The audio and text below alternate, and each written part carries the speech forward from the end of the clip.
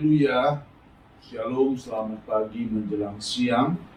Pada hari ini, hari Minggu tanggal 27 Oktober tahun 2024. Bapak Ibu yang saya kasih dalam Tuhan Yesus, hari ini kita akan masuk seri yang terakhir ya, seri yang keempat dari tema khotbah kita, menghargai nilai keselamatan. Mari semua saya ajak kita semua untuk membuka Injil Lukas pasal yang ke-15 ayat 1 sampai dengan ayat yang ke-7. Lukas pasal 15 ayat 1 sampai dengan 7. Bapak Ibu, ini cerita atau perumpamaan tentang domba yang hilang. Mari bersama-sama saya ajak kita semua untuk melihat firman Tuhan ini. Perhatikan bunyi firman Tuhan, perumpamaan tentang domba yang hilang. Para pemungut cukai dan orang-orang berdosa biasanya datang kepada Yesus untuk mendengarkan Dia. Nah, saudara perhatikan ya. Saya akan melihat juga, saudara lihat, perhatikan, orang-orang berdosa datang kepada Yesus untuk mendengarkan Dia. Minggu lalu saya juga sudah sampaikan bahwa Tuhan Yesus, keselamatan itu terbuka bagi siapa saja. Ya, Tuhan tidak memilih-milih orang, tidak ada diskriminasi. Nah, ini kita harus benar-benar pahami dan mengerti bahwa di dalam kekristenan tidak ada diskriminasi, saudara-saudara. Perhatikan kemudian ayat kedua. Maka bersungut-sungutlah orang-orang Farisi dan ahli-ahli Taurat, katanya. Ia menerima orang-orang berdosa dan makan bersama-sama dengan mereka. Lalu ia mengatakan perumpamaan ini kepada mereka. Siapakah di antara kamu yang mempunyai 100 ekor domba, dan jikalau ia kehilangan seekor di antaranya, tidak meninggalkan yang 99 ekor di padang gurun dan pergi mencari yang sesat itu sampai ia menemukannya. Dan kalau ia telah menemukannya, ia meletakkannya di atas bahunya dengan gembira, dan setibanya di rumah ia memanggil sahabat-sahabat dan tetangga-tetangganya serta berkata kepada mereka, bersukacitalah bersama-sama dengan aku, sebab dombaku yang hilang itu telah kutemukan. Nah, saudara, luar biasa ya. Kemudian ayat ke-7, perhatikan saudara. Aku berkata kepadamu, demikian juga akan ada sukacita di sorga karena satu orang berdosa yang apa saudara? Yang bertobat, lebih daripada sukacita karena 99 orang benar yang tidak memerlukan pertobatan. Saudara, puji Tuhan. Ya, kita akan kembali melihat ya, dan merenungkan ayat-ayat firman Tuhan yang sungguh luar biasa. Dalam Lukas 15 ini Tuhan, ya, dalam Injil Lukas pasal 15 ini saudara-saudaraku, ada 3 perumpamaan sebenarnya, yaitu perumpamaan tentang domba yang hilang, perumpamaan tentang dirham yang hilang, dan perumpamaan tentang anak yang hilang. Sehingga dalam Lukas 15 ini terkenal sekali dikatakan tentang hal sesuatu yang terhilang. Nah, saudara, hari ini kita akan belajar kembali di seri yang terakhir, menghargai nilai keselamatan. Jadi, puji Tuhan, selama bulan Oktober ini, saudara-saudaraku ya, sebagai gembala, saya boleh menyampaikan 4 kali seri khotbah tentang menghargai nilai keselamatan. Ini sangat fundamental, ini sangat prinsip dalam setiap kehidupan anak-anak Tuhan, orang percaya, saudara-saudaraku ya. Bagaimana kita bisa memandang Tuhan. Tuhan memandang kita dengan penuh kasih-Nya, dengan penuh belas kasih-Nya, dengan penuh cintanya kepada kita semua. Kita pun demikian memandang Tuhan, bahwa kita benar-benar punya beban banyak dalam hidup ini, terutama untuk beban memberitakan firman Tuhan. Saudara, sangat jelas bahwa nilai jiwa manusia itu sangatlah berharga di hadapan Tuhan. Amin. Ini penting saudara-saudaraku, sehingga kita punya rasa kepekaan ya, penuh dengan belas kasihan kepada setiap jiwa. Perumpamaan ini sudah sangat kuat, perumpamaan ini sudah sangat kita hafal di luar kepala. Sudah sangat kita hafal di luar kepala. Namun saudara-saudaraku, seringkali ya, tanpa kita sadar ya, kita ini memposisikan diri kita bukan seperti orang yang mau mendengarkan Dia. Harusnya ya, kita ini mau mendengarkan Yesus. Lihat ayat pertama tadi. Para pemungut cukai dan orang-orang berdosa biasanya datang kepada Yesus untuk apa, saudaraku? Mendengarkan Dia. Jadi kita lihat ada suatu proses di sini. bagaimana orang-orang yang berdosa, ya, yang belum bertobat, belum percaya kepada Tuhan Yesus, mau datang kepada Tuhan untuk mendengarkan Dia. Jadi keynote speaker atau pembicara kunci di sini adalah Tuhan Yesus. Nah, bagaimana dengan kita sebagai hamba Tuhan? Bagaimana dengan kita sebagai pemberita Injil, gembala? Kita memegang peran yang sangat penting, saudara-saudaraku. Karena kita bukan asal bercuap, berkata-kata apa yang tertulis dalam Alkitab, kita deskripsikan, kita uraikan, kita jelaskan. Bukan sekedar begitu, tapi bagaimana kita memohon. Dari kita membaca firman Tuhan, kita merenungkan firman, ya, sehingga firman Tuhan ini menjadi satu firman Tuhan yang luar biasa, sehingga pendengar diberkati oleh firman Tuhan. Saudara, kuncinya saya lihat ada di ayat yang pertama.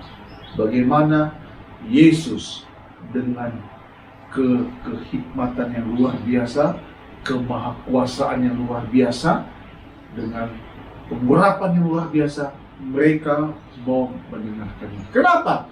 Orang-orang berdosa ini, saudara-saudaraku, adalah orang yang sudah mungkin tidak memiliki harapan, ya kan?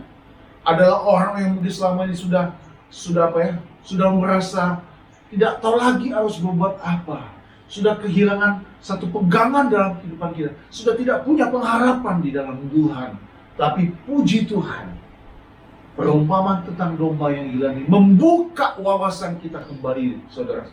Bagaimana Yesus sangat menghargai jiwa, nilai manusia, nilai keselamatan di dalam diri setiap manusia. Amin, saudara-saudara. Hari ini saya dan saudara harus bersyukur kepada Tuhan. Mengapa? Karena kita diselamatkan oleh kasih karunia Tuhan Yesus. Dia luar biasa. Nah, saudara, ya, perhatikan. Tadi saya bilang kita sudah hafal di luar kepala. Ada di posisi mana kita?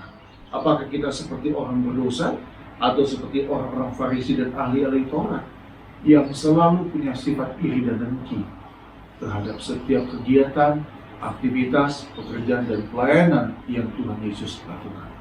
Saya percaya kita tidak seperti begitu. Tetapi sejujurnya kita mau mencoba membersihkan diri kita, hati kita, pikiran kita dari hal-hal yang tidak berkenan di mata Tuhan. Saudara-saudaraku, sebagai hamba Tuhan, kita benar-benar dituntut, ya, untuk memiliki sikap hati dan sikap perbuatan seperti Tuhan Yesus dalam firman. Oke, 3 hal secara cepat saya ingin bagikan kepada kita semua. Bapak Ibu, perhatikan dari perumpamaan ini kita belajar. Yang pertama, saya baca kembali ayat 1 sampai dengan ayat keempat. Ya. Perhatikan Bapak Ibu, ya.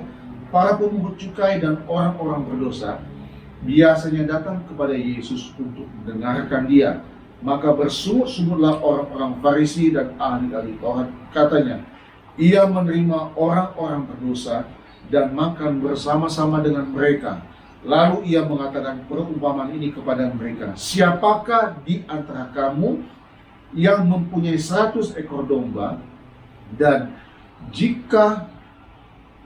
jikalau ia kehilangan seekor di antaranya, tidak meninggalkan yang 99 ekor di padang gurun dan pergi mencari yang sesat itu sampai ia menemukan. Jadi perumpamaan ini dibuka oleh Tuhan Yesus, ditujukan kepada orang-orang Farisi dan ahli-ahli Taurat.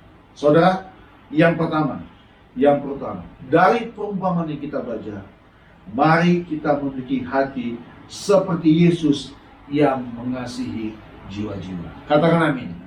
Mari Bapak Ibu, saya mengajak kita semua, bukan saja hamba Tuhan, pendeta, atau penginjil, atau gembala sidang, tapi semua kita yang telah menerima Yesus sebagai Tuhan dan Juru Selamat, punya hati untuk mengasihi jiwa-jiwa. Bapak Ibu, ini memang bukan pekerjaan yang mudah.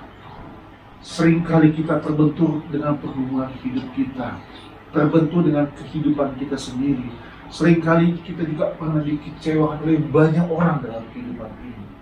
Tetapi mari, saya mengajak kita semua, setelah kita melihat Lukas 15 ini, perumpamaan tentang domba yang hilang, mau tidak mau, saudara-saudaraku, di dalam kekristenan kita harus punya jiwa yang mengasihi, punya hati yang mengasihi setiap jiwa. Amin. Saudara, untuk apa tujuan Yesus datang ke dunia? Saya sudah sampaikan beberapa waktu yang lalu ya, dalam 3 seri yang terakhir. Apa maksud dan tujuan Yesus datang ke dunia? Untuk menembus kita. Pagi ini kami baca tentang kitab Galatia, saudaraku, Galatia pasal 4, bahwa Yesus datang ke dunia untuk menembus kita semua. Saudara, ini karena cinta kasih Allah yang luar biasa.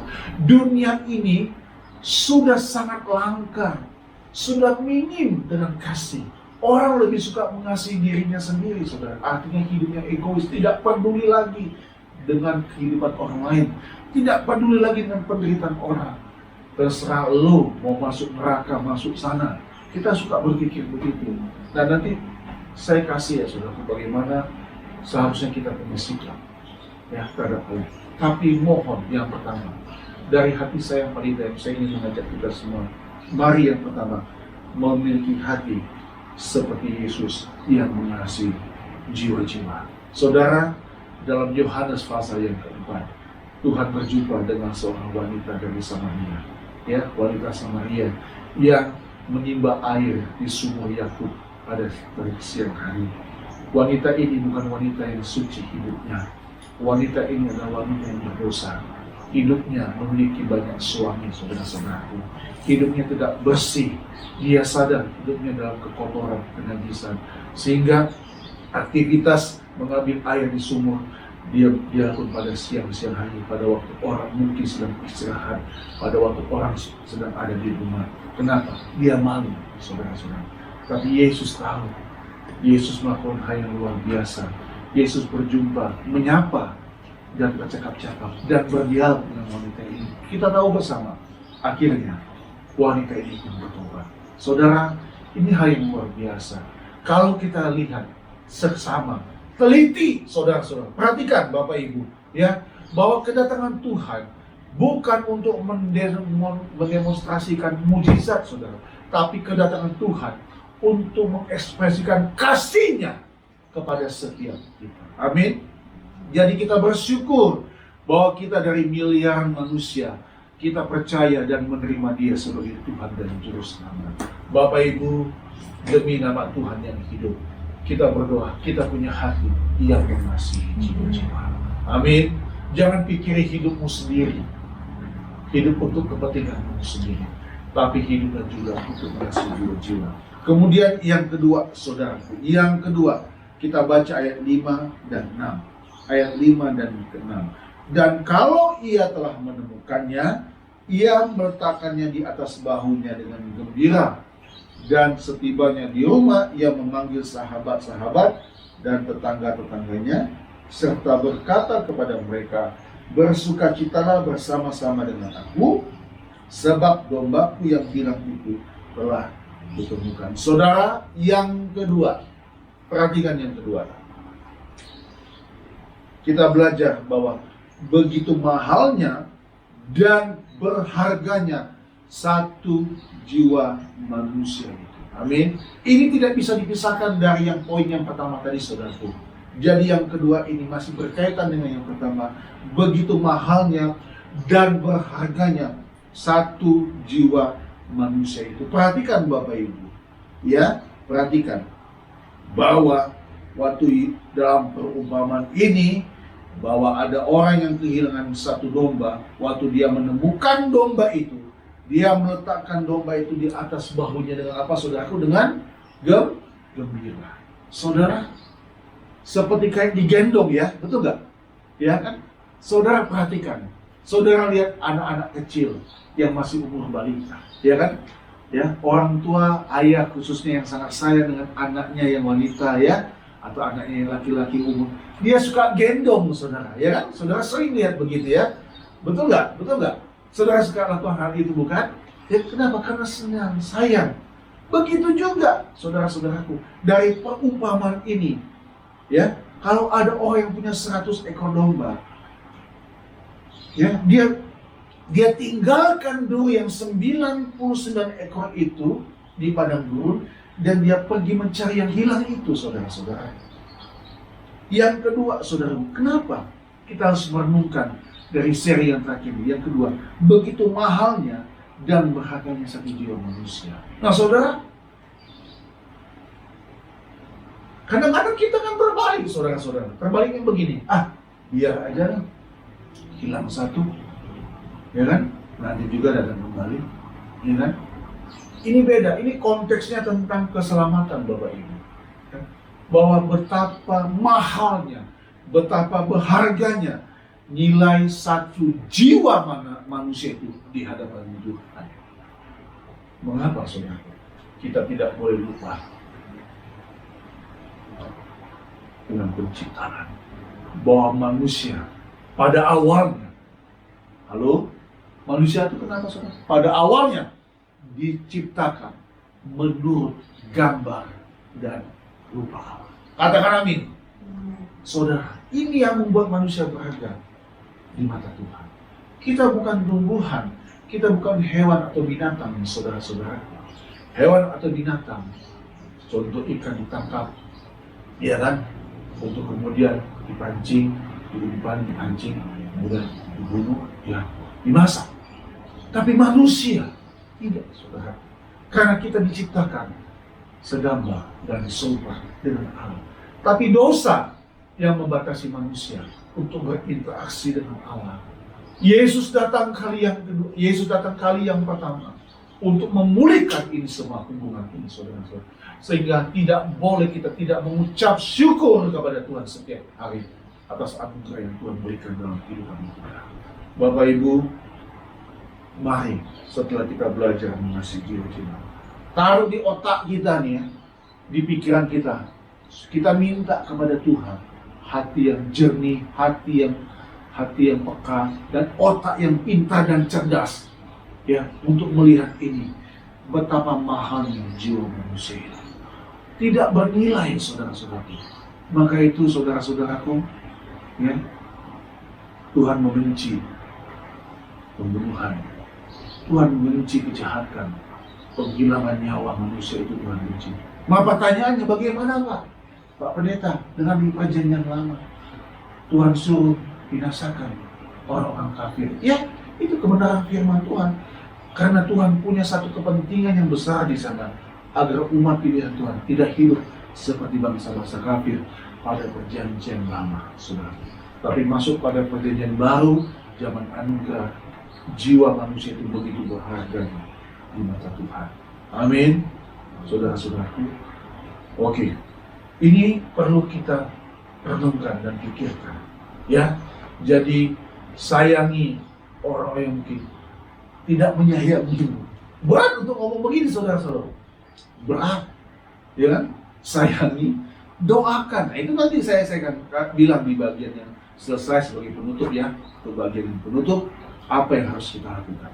Nah, yang ketiga, saudaraku, yang ketiga kita baca ayat yang ke-7. Saya ajak kita untuk melihat ayat ke-7, Lukas 15 ayat 7.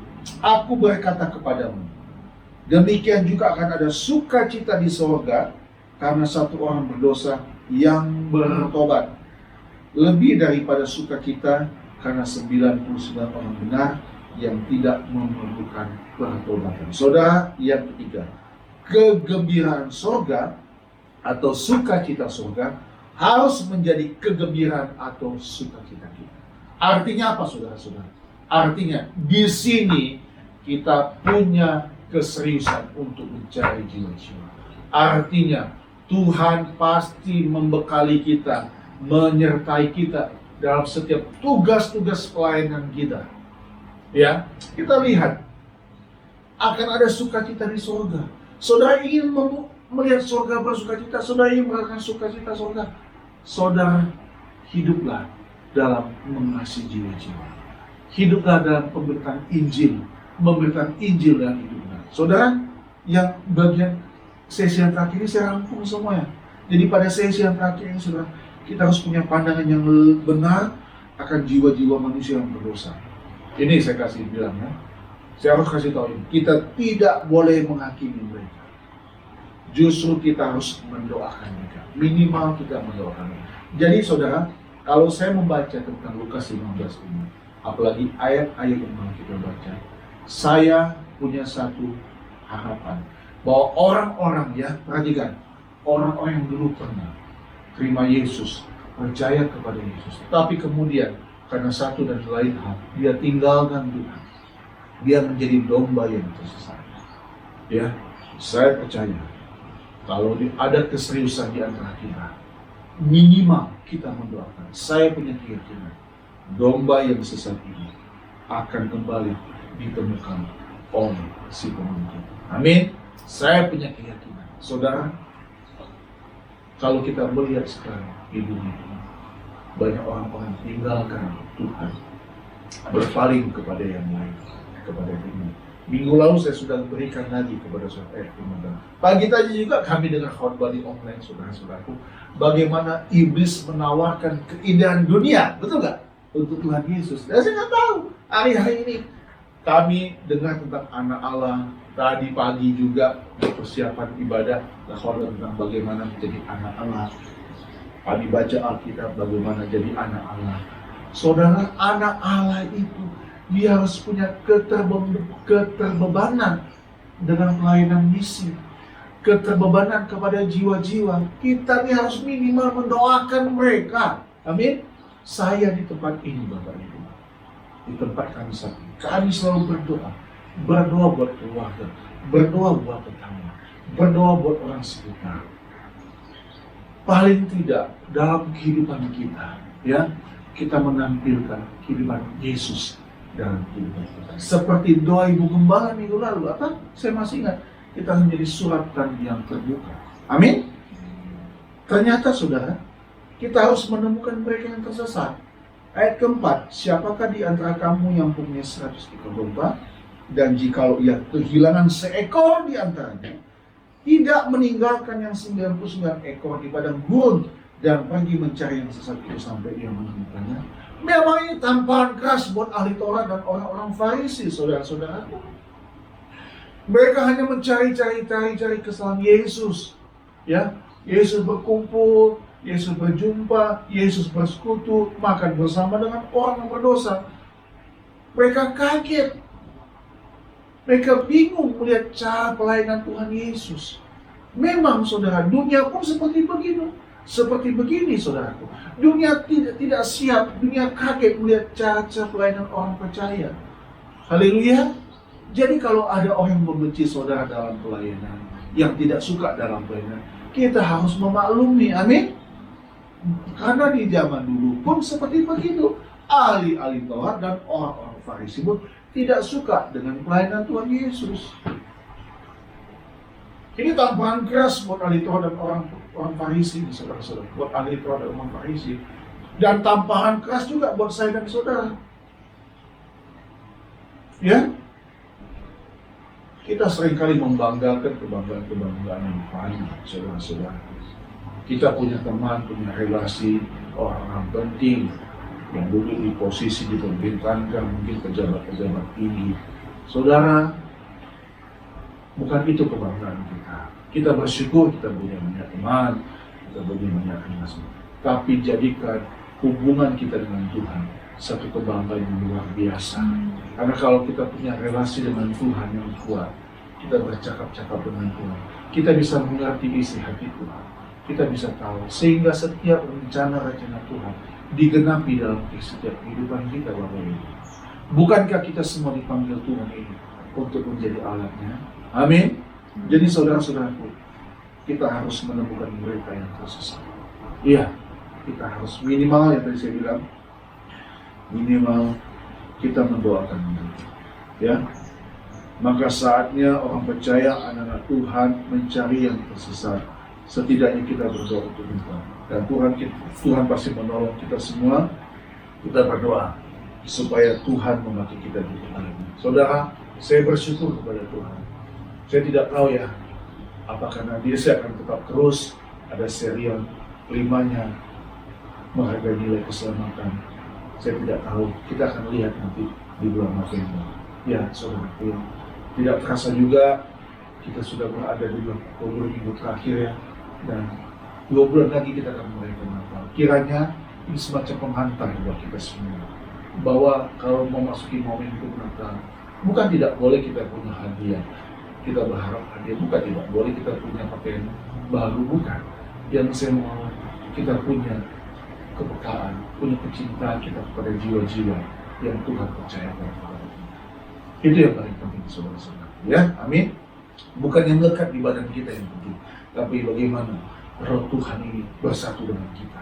Kita mengerti apa maksud Tuhan, bahwa ternyata Tuhan datang yang pertama karena Dia mengasihi kita. Nanti Tuhan datang kedua, bukan lagi untuk urusan menyelamatkan manusia, tapi untuk menghakimi manusia. Kiranya kita diberkati oleh Tuhan lewat pemberitaan firman Tuhan ini. Dan saya berdoa, kita semua berdoa, kita berbagai Tuhan juga. Puji Tuhan, mari sama-sama kita bangkit berdiri Bapak Ibu. Ya, Tuhan Yesus kiranya memberkati setiap kita, dipakai Tuhan dalam pelayanan. Haleluya.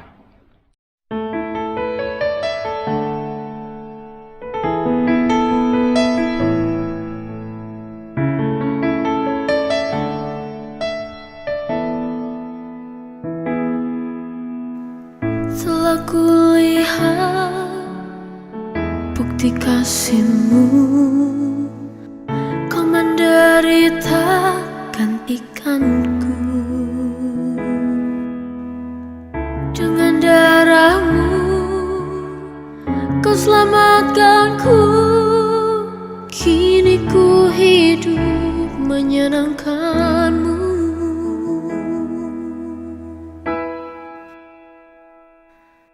Terlalu besar kasih-Mu Bapa, pengorbanan yang Kau berikan bagiku. Terlalu mahal darah-Mu Yesus, tercurah untuk menebus hidupku.